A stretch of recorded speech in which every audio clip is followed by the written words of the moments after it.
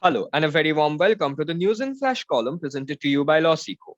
I am Anupam Bhaduri here, and now let's proceed into the News in Flash for 20th January 2022. First off, we have Sania Mirza to retire after 2022 season.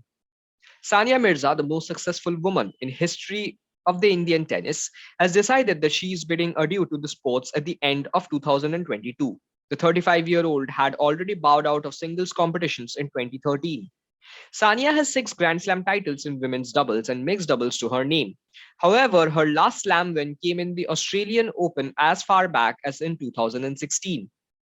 Her last headline grabbing win came with the Chinese partner Shuai Zhang in women's doubles at the Ostrava Open on September 26, 2021.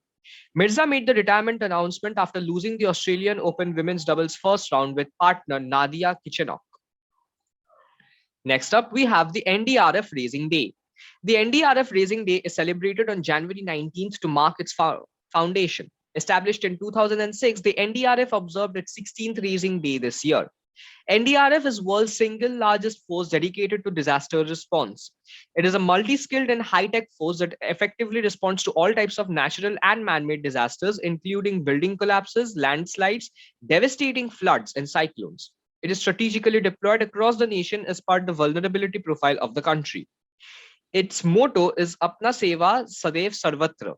The swift and effective response of NDRF during Japan triple disaster 2011 and Nepal earthquake 2015 was acclaimed globally.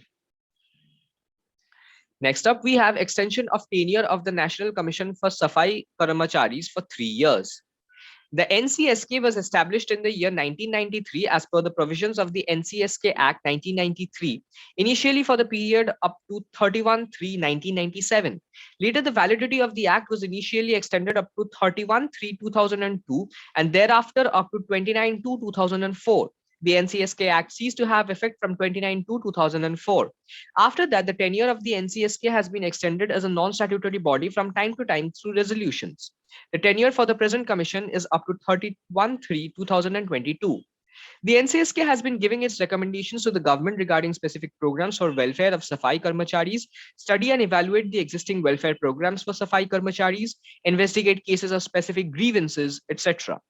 Also, as per the provisions of the Prohibition of Employment as Manual Scavengers and their Rehabilitation Act 2013, the NCSK has been assigned to work to monitor the implementation of the Act, tender advice for its effective implementation to the center and state governments, and inquire into complaints regarding contravention or non-implementation of the provisions of the Act.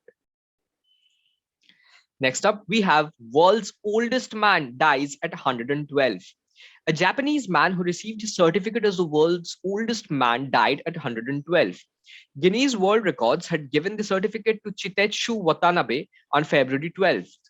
Watanabe was born in 1907 and worked in Taiwan for 18 years. After returning to Niigata, northern Japan, he worked for the prefectural government until retirement. The oldest living person is also Japanese.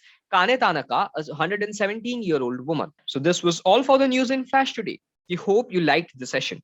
For getting notified about further sessions, click the subscribe button followed by the bell icon. Thank you.